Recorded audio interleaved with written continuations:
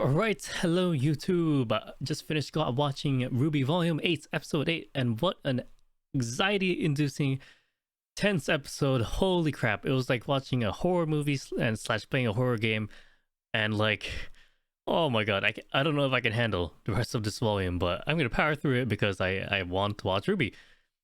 Anyways, this is gonna be my review of Volume 8, Chapter 8. Yes? Yeah, alright. Chapter 8, yes. And oh my god, I can't believe how good this episode was. Not only was the music was really good, it was on point. The atmosphere, the character interactions.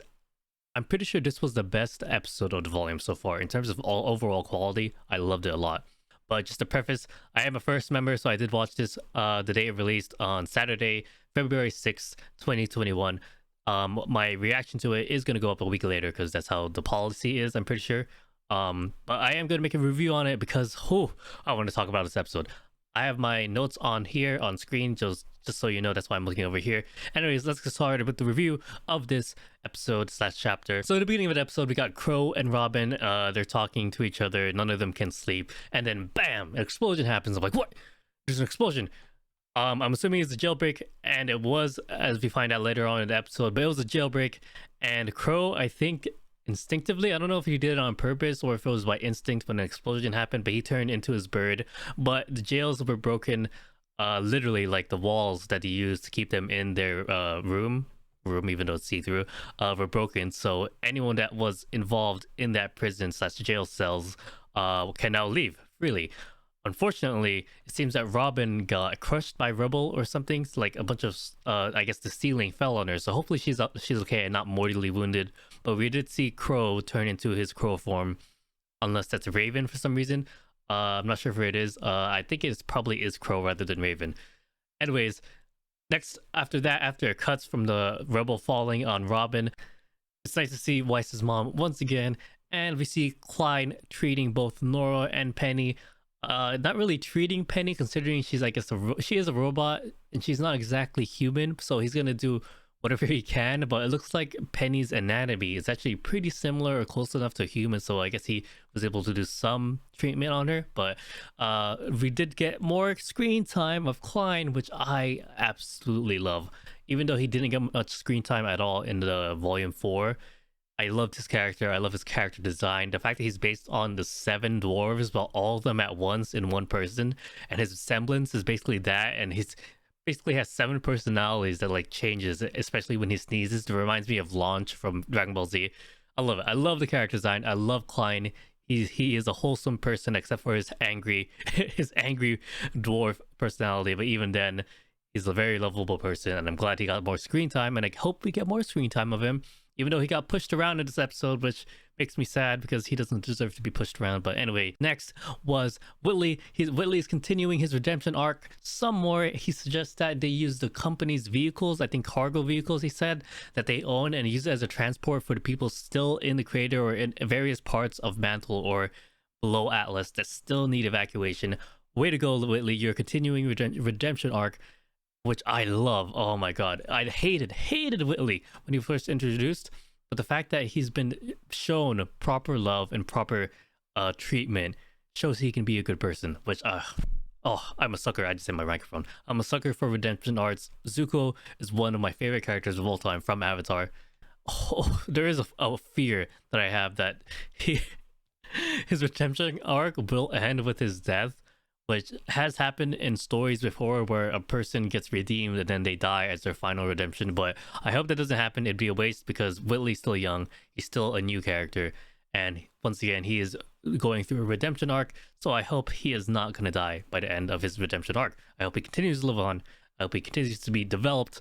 And his character maybe will be a major point in the Rwby politics and the Rwby higher power world, especially with companies and all that. Oh right, before I forget, there's a note about him that I'd like to touch upon later on about him and the Hound, but that'll be later in this review.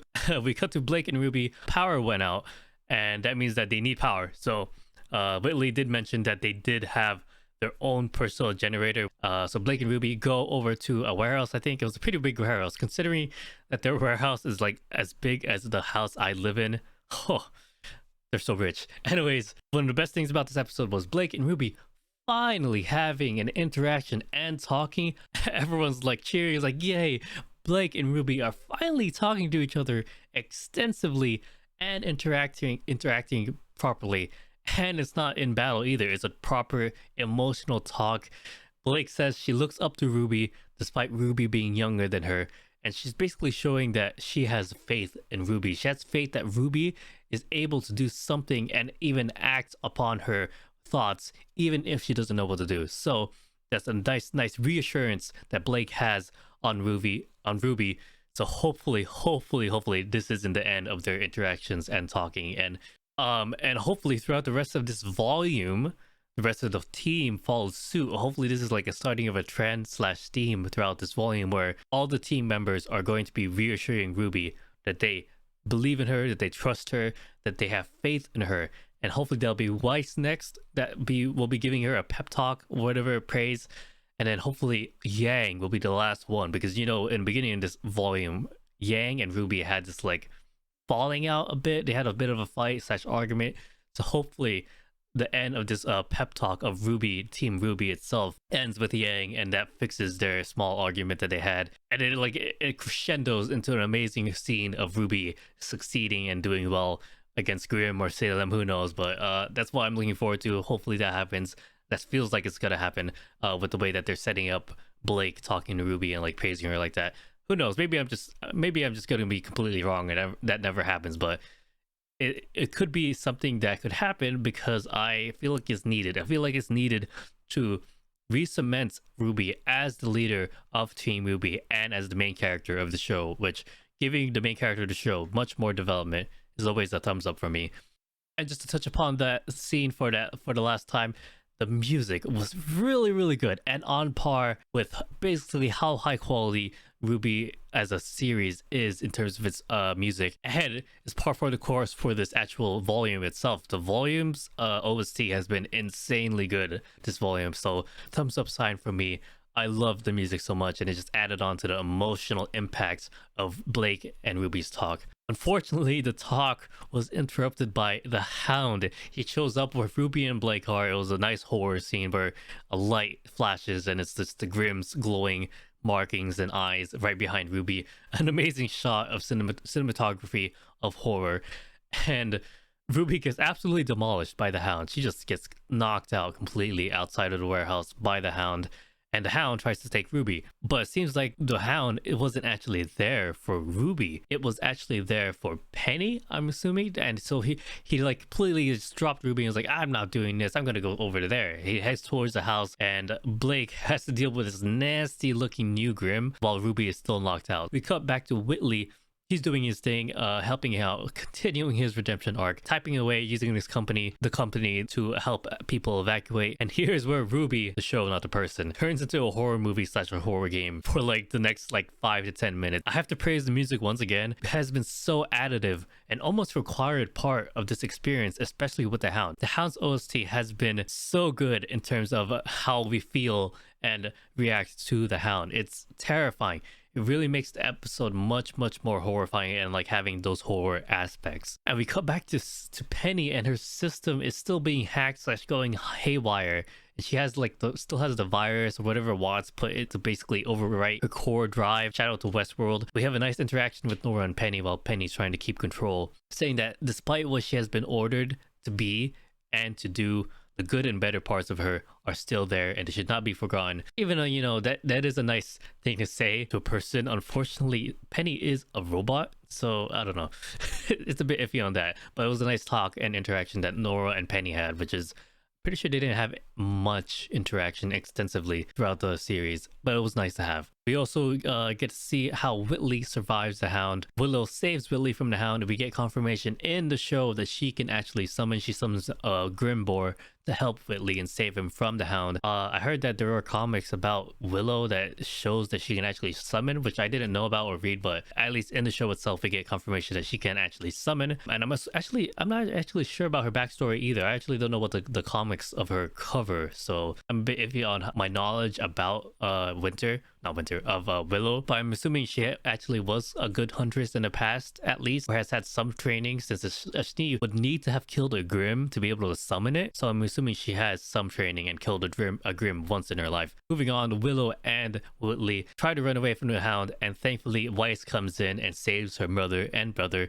Nice loving scene between those family members of a fairly dysfunctional household. It's nice to see their family being a bit more, bonding a bit more, even though it's in a life-threatening situation. So the Hound switches targets after failing to catch Whitley and Willow, and it goes straight to Penny, and Penny's still being controlled over whatever. She has a new core drive that's basically making her completely go haywire, and she has no control over herself. And the controlled Penny tries to fight the Hound, but she also, just like Rwby, gets absolutely demolished and knocked out by the Hound, which brings in Blake and Rwby coming back into the house, and cue the Silver Eyes.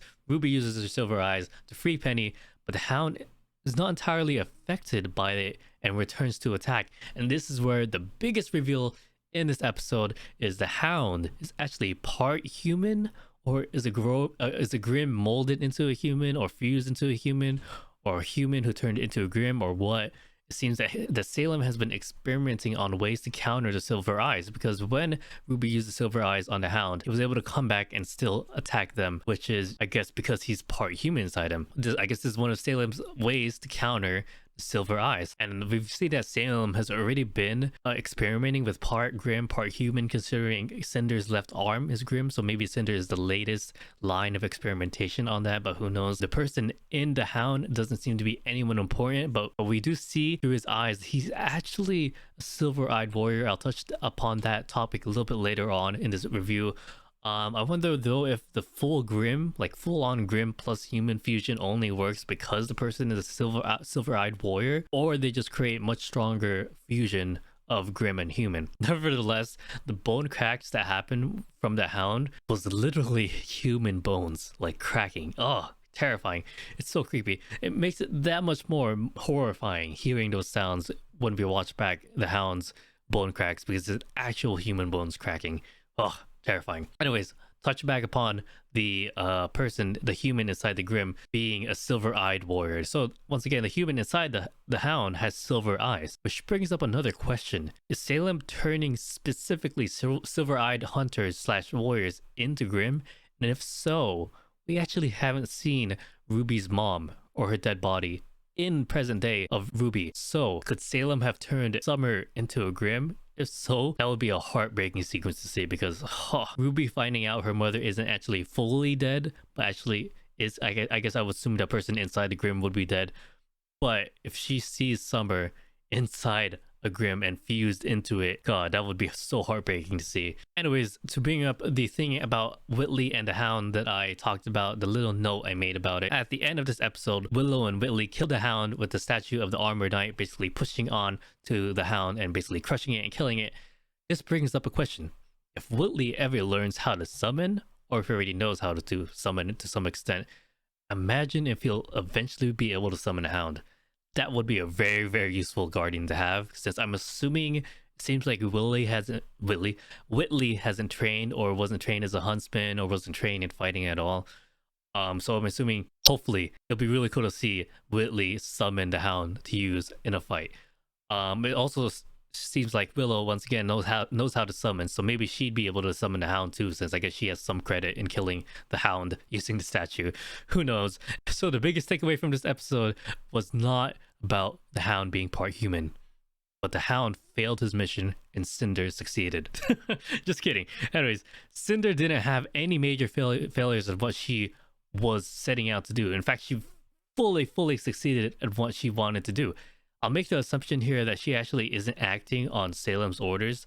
She was the cause of the explosion early on in this episode, the jailbreak. She is breaking out Watts out of the jail, and I'm assuming she's doing this because Watts knows how to control Penny, like fully control Penny.